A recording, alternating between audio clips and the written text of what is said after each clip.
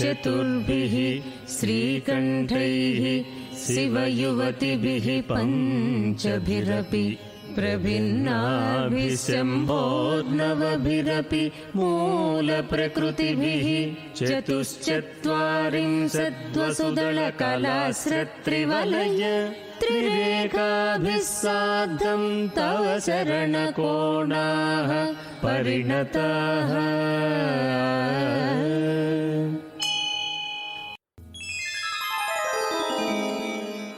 ఆరవ అధ్యాయం. శ్రీపాదుల దివ్య అవతరణ. బాపన్నావధానులు పీఠికాపురానికి వచ్చిన వైనం. ఆ మరునాడు జపం, పూజ, ధ్యానం అయిన తరువాత తిరుమలదాసు బాపన్నావధానులు పీఠికాపురానికి వచ్చిన వైనం ఇలా తెలిపారు. ఒకసారి పీఠికాపురంలో జరుగుతున్న యజ్ఞానికి అధ్వర్యునిగా బాపన్నావధానులు వచ్చారు. వత్సవాయి నరసింహవర్మ గారు వారిని పీఠికాపురంలోనే ఉండమని కోరితే వారు నిరాకరించారు. ఆ సమయంలోనే వర్మగారి గాయత్రి అని పేరు గల గోవు తప్పిపోయింది.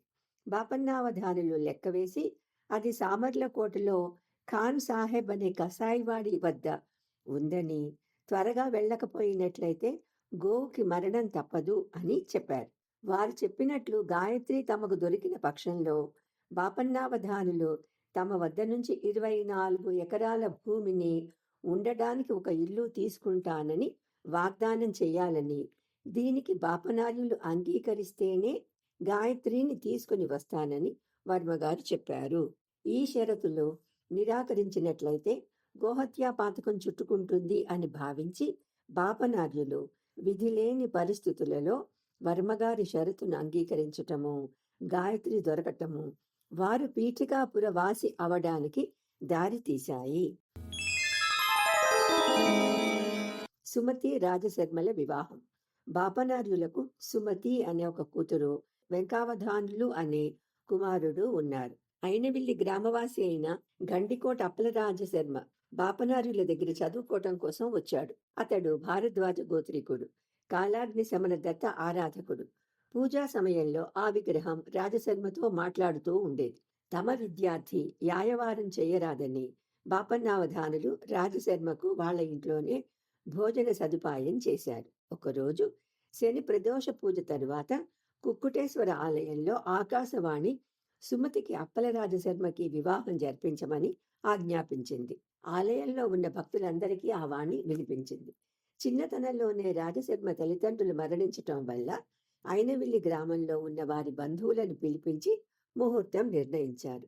శర్మకు ఇల్లు కూడా లేకపోవటం వల్ల అతడు అయాచితంగా ఎవరి దగ్గర నుండి దేనిని అంగీకరించని తత్వం కలవాడు అవటం వలన అతనికి పిత్రార్జితంగా లభించిన ఇల్లు 1 వరహా విలువ మాత్రమే చేస్తున్నందువలన వెంకయ్య శ్రేష్ఠి 12 వరహాల విలువ గల తమ ఇంటిని 1 వరహాకు శర్మకు విక్రయించారు. శ్రీపాద శ్రీవల్లభ జనన శుభ సూచకాలు. వివాహానంతరము వారికి 2 పుత్రులు అంగవైకల్యంతో జన్మించారు. పెద్దవాడు అంధుడు, రెండవవాడు కుంటివాడు. అయినవిల్లి నుండి వచ్చిన వినాయక ప్రసాదం తిన్న తర్వాత సుమతి తిరిగి గర్భవతి అయింది. ఆమెకు వివిధ రకాల స్వప్నాలు వస్తూ ఉండేవి. ఆ స్వప్నాలలో దేవతల ఆయుధాలు, సిద్ధులు, యోగులు, ఋషులు కనిపిస్తూ ఉండేవారు. తండ్రికి ఈ విషయాన్ని తెలుపగా వారు ఇది శుభప్రదమని, మహాపురుష జనన సూచకమని చెప్పారు. ఇదే విషయాన్ని శర్మ తన పూజా సమయంలో కాలాగ్ని శమనని ప్రశ్నించగా వారు శర్మ కనుబొమల మధ్య ప్రదేశాన్ని తాకారు. వెంటనే రాజశర్మకు పూర్వజన్మ జ్ఞానం కలిగింది. ఆనాటి సుశీల విష్ణుదత్తులే ఈనాటి సుమతి రాజశర్మలు. ఆ జన్మలో అతడు విష్ణుదత్తుడనే పేద బ్రాహ్మణుడనే భార్య సుశీలాని స్ఫురణకు వచ్చింది. నీకు దత్తునిగా దర్శనమిచ్చి ఏదైనా వరం కోరుకోమని అడిగినప్పుడు నీవు నీ తల్లిదండ్రుల ఆబ్ధికానికి నన్ను భోక్తగా ఆహ్వానించావు. నేను సూర్యాగ్నులతో కలిసి మీ ఇంట శ్రాద్ధ భోజనం చేసి నీ పితృదేవతలకు శాశ్వత బ్రహ్మలోక ప్రాప్తిని కలిగించాను అని దత్తులు శర్మకు పూర్వజన్మ వృత్తాంతం జ్ఞప్తి చేసి, నేను శ్రీపాద శ్రీవల్లభ రూపంలో అవతరింపదలిచాను. గత 100 సంవత్సరాలుగా నేను ఆ రూపంలోనే యోగులకు, సిద్ధులకు దర్శనం ఇస్తున్నాను అని చెప్పారు. ఈ విషయాన్ని శర్మ తన భార్యకు, మామగారికి చెప్పగా బాపనార్యులు, నాయన పూర్వజన్మలో సూర్య, అగ్ని, దత్తదేవులకు శ్రాద్ధ భోజనం పెట్టిన పుణ్యాత్ముడివి. దత్తుడు ఈ జన్మలో కూడా ఏదో ఒక రూపంలో నీ దగ్గరకు వచ్చి భోజనం అడగవచ్చు. ఆ రోజు ఆర్థికమైనా సరే, భోక్తలు తిన్నా తినకపోయినా అర్థించిన ఆగంతకునికి భిక్షను మాత్రం తప్పక ఇవ్వవలసిందే అని స్పష్టంగా వాళ్లతో చెప్పారు. సుమతీమాతకు అవధూత శ్రీపాదుల దర్శనం, వాగ్దానం. ఒక మహాలయ అమావాస్య నాడు రాజశర్మ పితృశ్రాద్ధానికి సంబంధించిన ఏర్పాట్లు చేస్తూ ఉండగా భవతి భిక్షాందేహి అని వినిపించింది. సుమతి ఆ అవధూతకు భిక్షనివ్వగా అతడు ఏదైనా ఒక వరం కోరుకోమని అడిగారు. దత్తప్రభువులు ఇప్పుడు శ్రీపాదుల రూపంలో సంచరిస్తున్నారు అని విన్నాను. ఆ రూపాన్ని నాకు చూపించండి అని ఆమె ప్రార్థించింది. తక్షణమే సుమతి ఎదుట 16 సంవత్సరాల సుందర యతి దర్శనం ఇచ్చి, అమ్మ, నేనే శ్రీపాదుణ్ణి, నేనే దత్తుణ్ణి. ఈ శ్రీవల్లభ రూపంలో నన్ను ఏదైనా ఒక వరం కోరుకో. జనులు తెలిసి తెలిసి పాపకర్మలు చేసిన పాప ఫలితాలు, పుణ్యకర్మలు చేసిన పుణ్య ఫలితాలను పొందుతారు. ఏ కోరిక లేకుండా పుణ్యకర్మలు ఆచరించినట్లయితే దాన్ని అకర్మ అంటారు. దీనికి ఎటువంటి ఫలితాలు ఇవ్వాలి అనేది భగవంతుడు నిర్ణయిస్తాడు. అర్జునుడు అలాంటి అకర్మ చేయటం వలననే శ్రీకృష్ణుడు కౌరవులను వధించమని ఆదేశించాడు. దాని వలన అర్జునుడికి ఎటువంటి పాపము కలగలేదు. మీ దంపతులు ఇద్దరు విశేషమైన అకర్మ చేయటం వలన లోకహితార్థంగా ఏదైనా ఫలితాన్ని ఇవ్వవలసి ఉంది. సందేహించక కోరుకో అని పలికాడు. సుమతి భావోద్వేగంతో ఆ యతి పాదాలపై పడి నమస్కరించింది. శ్రీపాదులు ఆమెను లేవనెత్తి, అమ్మా, బిడ్డ కాళ్లపై తల్లి పడరాదు అన్నారు. తండ్రి, నన్ను అమ్మా అని పిలిచావు. నీది సిద్ధవాకు కాబట్టి దానినే నిజం చేయవలసింది అని సుమతి తన కోరికను వ్యక్తం చేసింది. తథాస్తు. తల్లి బిడ్డ పాదాలకు మొక్కినట్లయితే ఆయుక్షీణం అంటారు. కాబట్టి నేను మీ పుత్రునిగా మీరు చెప్పినట్లు నడుచుకుంటూ 16 సంవత్సరాలు మాత్రమే మీ ఇంటిలో ఉంటాను. నా సంకల్పానికి వ్యతిరేకంగా నా పైన ఆంక్షలు విధించినా, వివాహ ప్రయత్నాలు చేసినా మరుక్షణమే ఇల్లు వదిలి వెళ్ళిపోతాను అని చెప్పి అంతర్ధానమయ్యారు. సుమతి ఈ విషయాన్ని పాపనావధానులతో చర్చించినప్పుడు, పుత్రుడికి పాద నమస్కారం చేస్తే ఆయుక్షీణం కానీ అవధూతకి నమస్కరించటం తప్పు కాదని సమాధానపరిచారు. పీఠికాపురంలో ఈ విషయం చర్చనీయాంశం అయింది. బ్రాహ్మణులు చాలా ఈర్ష వహించారు. వారిలో నర్సావధానులు మొట్టమొదటి వారు.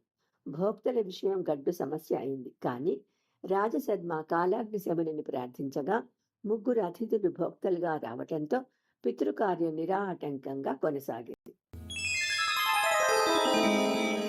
ఆశుతోషుని వృత్తాంతం. ఒక పర్యాయం బంగాళాదేశంలోని నవద్వీపం నుండి ఆశుతోషుడనే పండితుడు పాదగయకు వచ్చారు. వేదాలలో చెప్పిన విధంగా వైశ్యులు ఉపనయనం చేసుకొనవచ్చా లేదా అనే విషయం చర్చించడానికి ఆ రోజు బ్రాహ్మణ పరిషత్తు సమావేశం అయ్యింది. ఆశుతోషుణ్ణి కూడా సభకు ఆహ్వానించారు. నియమనిష్టలలో వైశ్య క్షత్రియులు బ్రాహ్మణులతో సమానంగా ఉన్నందువల్ల వారు వేదోక్త విధానంగా ఉపనయనం చేసుకోవచ్చు.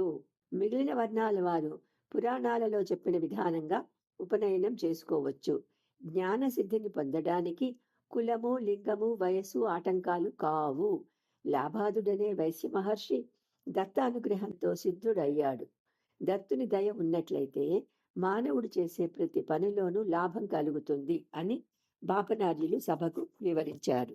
నర్సావధానులు బగలాముఖి ఉపాసకులు. వాదనకు ముందు బగలాముఖి మంత్రాన్ని చదువుకుని వాదనని ప్రారంభించటం వారి అలవాటు. ఆ సమయంలో వారిని ఓడించటం అసాధ్యం. అయితే అంతవరకు బాపనార్యులు, నర్సావధానులు ఇద్దరూ ముఖాముఖిగా ఎన్నడూ వాదనకు దిగలేదు. బాపనార్యులు కొన్ని కోటిసార్లు గాయత్రి మంత్రాన్ని జపించిన అనుష్ఠాన పరులు. బాపనార్యుల వాదాన్ని ఖండించడానికి ముందు నర్సావధానులు ఆ దేవిని తలుచుకొని మంత్రజపం ప్రారంభించబోయి అంతలోనే తాతగారితో వచ్చిన శ్రీపాదులను చూసి, నీకిక్కడ ఏంటి పని, వెళ్ళు అంటూ కోపంతో గద్దించారు. తాత, నీవు నన్ను పిలిచావు, అందుకే నేను వచ్చాను. పొమ్మన్నట్లయితే ఇప్పుడే వెళ్ళిపోతాను అని పలికి తండ్రితో శ్రీపాదులు వెళ్ళిపోయారు. అటు పిమ్మట ఎంత ప్రయత్నించినా నర్సావధానులకు నోటి నుంచి ఒక్క మాట రాలేదు. ఆశుతోషునకు బగలాముఖి దర్శనం. సాంద్ర సింధు వేదంలో చెప్పబడిన గణితం ప్రకారం శ్రీపాదులు గణేష చతుర్థి ఉషకాలంలో సింహలగ్నం, చిత్తా నక్షత్రం, తులారాశిలో జన్మించారు అని, శ్రీపాదులు దత్తావతారం అని, వారి పాదాలలో సర్వ శుభలక్షణాలు ఉండటం వలన శ్రీపాద శ్రీవల్లభ నామము సార్థకమైందని, వారి జన్మకుండలి ఎవ్వరికీ ఇవ్వకూడదని, కాలాంతరంలో త్రిపుర దేశస్థుడు జైన మతస్థుడు అయిన అక్షయ కుమారుని వంశీకుల ద్వారా వారి జన్మకుండలి పీఠికాపురం చేరుతుందని ఆశుతోషుడు తన నాడీ గ్రంథం నుండి చదివి చెప్పారు. ఆశుతోషుడు శ్రీపాదుల ఇంటికి వెళ్లారు. శ్రీవల్లభులు వారితో, ఈరోజు చిత్తా నక్షత్రం, నా జన్మ నక్షత్రాన నన్ను ఆరాధించినట్లయితే నేను మిక్కిలి ప్రసన్నుణ్ణి అవుతాను. నీవు ఈ రోజున నిష్కల్మష భక్తితో నా వద్దకు వచ్చావు కాబట్టి ఏదైనా కోరుకో అని అన్నారు. నేను నరసావధానులని ఆశ్రయించి బగళాముఖీదేవిని దర్శించాలి అని అనుకున్నాను. కాని ఈరోజు దేవి వారికి ప్రసన్నంగా లేదని గ్రహించాను. దీనితో నాకు కూడా ఆ దేవీ దర్శన భాగ్యం కలగలేదు అని ఆశుతోషుడు విచారం వ్యక్తం చేయగానే శ్రీపాదులు ఆశుతోషునికి బగళాంబికగా దర్శనం ఇచ్చి అతన్ని ధన్యుణ్ణి చేశారు. తర్వాత శ్రీపాదులు తాము మహారాష్ట్రలో అవతరిస్తామని, వారి ముఖ్య శిష్యులలో ఆశుతోషుడు ఒకరై ఉంటారని తెలిపి ఆశుతోషుణ్ణి కణ్వ మహర్షి తపోభూమికి వెళ్లవలసిందిగా ఆజ్ఞాపించారు. తనకు బగళాముఖి అనుగ్రహం కలగకుండా ఉండటానికి బాపనార్యులే కారణమని నరసావధానులు భావించారు. నాడీ గ్రంథం ద్వారా శ్రీపాదుల గురించి తెలిసిన వివరాలు వారికి పుండు మీద కారం చనినట్లు బాధలు కలిగించాయి. శ్రీపాదుల జన్మ సమయ లీలలు. శ్రీపాదులు జన్మించినప్పుడు 3 తలల నాగుపాము 18 రోజుల పాటు వారిని ఎక్కడ పడుకోపెట్టినా పడగ పట్టుతూ ఉండేది. శ్రీపాదులు పుట్టిన వెంటనే సుమతీ మహారాణి సొమ్మసిల్లిపోయింది. శ్రీపాదుల సన్నిధికి 4 వేదాలు, 18 పురాణాలు, మహాపురుషులు జ్యోతి స్వరూపాలతో వచ్చారు. పవిత్ర వేదమంత్రాలు బయట వరకు వినిపించాయి. శ్రీపాదుల వయసు 1 సంవత్సరం పూర్తిగా వస్తుంది.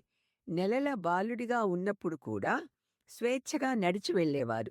శాస్త్ర ప్రసంగాలు, చిత్ర విచిత్రమైన లీలలు చేసేవారు.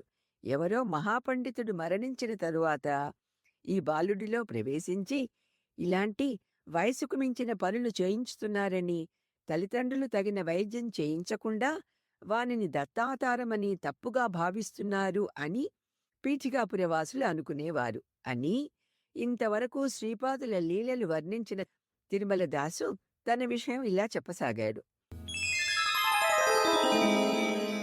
నరసావధానులతో తిరుమలదాసు అనుభవాలు. నేను కూడా బాపనార్యుల కుటుంబం లాగానే మాల్యాదిపురం నుండి వచ్చాను. అందువల్ల బాపనార్యుల రాధశర్మ గారి బట్టలను ఉతికేవాడిని. బాల్యం నుండి బాపనార్యులతో సంబంధం కలిగి ఉండటం వల్ల, మొదటి నుండి ఆధ్యాత్మిక చింతన ఎక్కువగా ఉండటం వల్ల నేను నరసావధానుల బట్టలు ఉతికేవాడిని కాదు. వారి దుష్ట స్పందనల ప్రభావం ఎంత తీవ్రంగా ఉండేది అంటే, పొరపాటున ఎప్పుడైనా వారు ఎదురై వారిని చూడటం జరిగినట్లయితే ఆనాడు భోజనం చేయలేకపోయేవాడిని. అందువల్ల నా పెద్ద కుమారుడు రవిదాసుకి వారి ఇంటి బట్టలు ఉతికే బాధ్యత అప్పగించాను. ఈ విషయం నరసావధానులకు తెలిసి తమ దుస్తులను నన్నే ఉతకమని ఆజ్ఞాపించారు. గత్యంతరం లేని పరిస్థితిలో నేను వారి కుటుంబ సభ్యుల అందరి బట్టలు ఉతికాను. నేను ఉతికిన బట్టలు ధరించిన వారి ఇంటివారి ఎవ్వరికీ ఏమీ జరగలేదు. కానీ నరసావధానులకు మాత్రం అవి అగ్నివస్త్రాల్లా శరీరమంతా విపరీతమైన మంటలు. నేను ఏదో క్షుద్ర విద్యా ప్రయోగం చేసి ఉంటానని న్యాయాధికారికి ఫిర్యాదు చేశారు. కాని వారు నన్ను నిర్దోషిగా తీర్పుని ఇచ్చారు. నేను ఇంటికి వచ్చిన కొద్ది సమయానికి శ్రీపాదులు 16 సంవత్సరాల యతి రూపంలో మా ఇంటికి వచ్చారు. మేము చాకలి వాళ్ళం, మీరు మా ఇంటికి రావటం తప్పు కదా అని అడిగిన నాకు, ఎటువంటి తప్పూ లేదు, బ్రహ్మజ్ఞానం ఉండటం వల్ల నీవు బ్రాహ్మణుడవి. ఆ నరసావధానులు చాకలి మూట అంత పాపం నెత్తిన పెట్టుకున్న రజకుడు అని చెప్పి నా శిరస్సుపై చేతిని ఉంచారు. వెంటనే నాలోని కుండలినీ శక్తి జాగృతమైంది.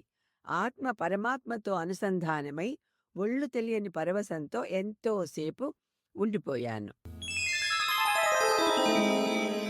నరసావధానుల తోటకూర వ్యామోహం. నరసావధానుల ఇంటిలో తోటకూర విస్తారంగా పండేది. ఎంతో రుచిగా ఉండేది. అవతల వ్యక్తి వల్ల తనకు లాభం ఉంటుంది అని తోచినట్లయితేనే తప్ప వారెవ్వరికీ తోటకూర ఇచ్చేవారు కాదు. ఒకరోజు శ్రీపాదులు తన తల్లితో నరసావధానుల ఇంటి తోటకూరతో కూర వండి పెట్టమని మారాన్ చేశారు. దానికి పాపనార్యులు, రేపు నీవే స్వయంగా అడిగి తీసుకో, వారు ఇవ్వను అంటే ఇక ఆ విషయంలో పట్టుపట్టకూడదు అని చెప్పారు. ఉదయాన్నే బాపనార్యులు శ్రీపాదులను నరసావధానుల ఇంటికి తీసుకుని వెళ్లారు. వారు అరుగుపై కూర్చొని క్షురకర్మ చేయించుకునే ప్రయత్నంలో ఉండగా శ్రీపాదులు చేతులెత్తి వారికి నమస్కరించగానే వారి శిఖ ఊడి కింద పడింది. శ్రీపాదులు తాతగారితో అసలే బాధలో ఉన్న నరసన్న తాతను మరింత బాధించవద్దు అని చెప్పటంతో వాళ్ళు వెనుతిరిగి ఇంటికి వెళ్ళిపోయారు. నరసావధానుల దుర్దశ. నరసావధానులు ఆ రోజు ధ్యానంలో కూర్చుని ఉండగా వారిలో నుండి వారిని పోలిన వర్చస్వి బయటికి వచ్చి, నేను నీ పుణ్య శరీరాన్ని, శ్రీపాదులు నాకు నమస్కరించి నన్ను రమ్మనమని ఆజ్ఞాపించారు. మోహం క్షయించటమే మోక్షం. నీకు తోటకూరపై నీ శిఖపై కల మోహం సాక్షాత్తు దత్తప్రభువైన శ్రీపాదులపైన లేదు. నీకు దరిద్ర దశ రాబోతున్నది. దానిని నివారించడానికై శ్రీపాదులు తోటకూరని కోరారు. నీవు నిరాకరించి దౌర్భాగ్యాన్ని ఆహ్వానించావు. రాబోయే జన్మలో నీవు బీద బ్రాహ్మణునిలా జన్మిస్తావు. వారు నరసింహ సరస్వతి అవతారంలో మీ ఇంట భోజనం చేసినప్పుడు నీవు మళ్ళీ ఉచ్చ దశను చేరుకుంటావు. నేను మంచి సమయంలో మళ్ళీ నీలో ప్రవేశిస్తాను అని చెప్పి వెళ్ళిపోయారు. ఆ రోజు మొదలు వారికి దుర్దశ ప్రారంభం అయ్యింది. శ్రీపాదుల జన్మదినమైన గణేష చతుర్థి నాడు రాజశర్మ కుటుంబం బాపనార్యుల ఇంటికి భోజనానికి వెళ్లారు. బాపనార్యులు శ్రీపాదుల చరణాలలో శుభలక్షణాలను చూడటం కోసం ఎన్నో మార్లు ప్రయత్నించి విఫలమయ్యారు. ఆ రోజు తౌడులో కాలిముద్రలలో దత్తావతారాన్ని సూచించే శుభలక్షణాలు స్పష్టంగా కనిపించాయి. వారి నోట అప్రయత్నంగా శ్రీపాదులపై ఆసువుగా కవిత్వం వచ్చింది. వారి కవితలలోని భక్తిభావం వ్యాకరణ ఛందస్సులకు అతీతమైంది. వారి ఆనంద బాష్పాలను శ్రీపాదులు తుడిచి, తాతా, నీవు సత్య ఋషివి. యతి రూపంలో ఉన్న నాకు అమ్మ నమస్కరించటం వల్ల నేను అల్పాయుష్కుడను కాను అని నీవు చెప్పావు. శ్రీపాదుల రూపంలో ఉన్న నాకు నమస్కరించటం వల్ల అల్పాయుర్దాయం కలుగుతుందని నేను చెప్పాను. ఈ రెండింటినీ నిజం చేస్తూ నేను 16 సంవత్సరాల వయసులో యతినై ఈ శ్రీపాద రూపాన్ని నిత్య సత్య రూపంగా నిలిచి ఉంచుతాను అని చెప్పారు. నరసావధానుల మృతి పునరుజ్జీవనం. అదే రోజు నరసావధానులు కుక్కుటేశ్వరాలయ సందర్శనానికి వెళ్ళినప్పుడు అక్కడ స్వయంభూదత్త విగ్రహం లేదు. నరసావధానులపై ఈర్ష్య ఉన్న ఒక తాంత్రికుడు నరసావధానులు క్షుద్ర విద్యోపాసకుడని, వారే విగ్రహాన్ని మాయం చేశారని ప్రచారం చేశాడు. నరసావధానుల ఇంటిలో తవ్వి చూడగా మానవ కపాలాలు, క్షుద్ర విద్యకు సంబంధించిన వస్తువులు బయటపడ్డాయి. దీనితో నరసావధానులు పూర్తిగా కృంగిపోయారు. పులిమీద పుట్రలా వారి తల్లి ఆబ్దీకం నాడు తాంత్రికుడు వారి ఇంటిలోని ఆవులో క్షుద్రశక్తిని ప్రవేశపెట్టాడు. అది భీకరంగా అరుస్తూ కట్లు తెంచుకొని తోటకూరనంతా ధ్వంసం చేసి వంటింట్లో ఉన్న భోజన పదార్థాలన్నింటినీ తిన్నది. ఇంతలో శ్రీపాదులు తన తండ్రితో ఆ ప్రదేశాన్ని చేరుకున్నారు. ఆవు శ్రీపాదులకు 3 సార్లు ప్రదక్షిణం చేసి చనిపోయింది. నరసావధానులు పూర్తిగా మంచం పట్టారు. రాజశర్మ వైద్యం చేసినా ఫలితం లేకపోయింది. నరసావధానులు మరణించారు. నరసావధానుల శవాన్ని శ్మశానానికి తీసుకొని వెళుతూ ఉన్నారు. వారి భార్య శ్రీపాదుల చేతులు పట్టుకొని చిటికెడు పసుపు కుంకుమ కోసం ఎంత దూరమైనా పేరంటానికి వెళ్లేదాన్ని. నీవు దత్తుడివే అయితే మీ తాతను బతికించటం నీకు అసాధ్యమా అని విలపించింది. శ్రీపాదులు ఏమీ మాట్లాడలేదు. శ్మశానంలో పుత్రుడు తండ్రి చితికి కొరివి పెట్టబోతూ ఉండగా బ్రతికి ఉన్న తండ్రికి కొరివి పెడుతున్న పుత్రుణ్ణి ఎక్కడా చూడలేదు అని శ్రీపాదులు గద్దించారు. శవం వద్దకు వెళ్లి కనుబొమ్మల మధ్య వేలితో ముట్టుకున్నారు. నరసావధానులు జీవితులయ్యారు. వారికి కర్మసూత్రపు సూక్ష్మాంశాలు కూడా అర్థమయ్యాయి. చనిపోయిన ఆవు వారి తల్లి అని, ఇంట్లో పడి ఉన్న ముసలి ఎద్దు వారి తండ్రి అని, తమ తల్లిదండ్రులను సరిగా చూడకపోవటం వల్ల వారికి ఈ నీచ జన్మ వచ్చిందని, తాంత్రికుడు చనిపోయి బ్రహ్మరాక్షసిగా మారుతాడు అని శ్రీపాదులు తమ నృసింహ సరస్వతి అవతారంలో వాడికి ముక్తి ఇస్తారని, మరుజన్మలో తనను కూడా కనికరించి ఐశ్వర్య ప్రాప్తి కలగచేస్తారని తెలిసింది. ఇంతవరకు చెప్పిన తిరుమలదాసు శ్రీవారు నరసావధానులకు వారి భార్యకు చేసిన ఉపదేశం రేపు వివరంగా చెబుతాను అని ముగించారు. ఇటువంటి ఉత్తమ సాంగత్యం లభించినందుకు నేను ఎంతో ఆనందంతో పరవశించాను. శ్రీపాదరాజం శరణం ప్రపద్యే.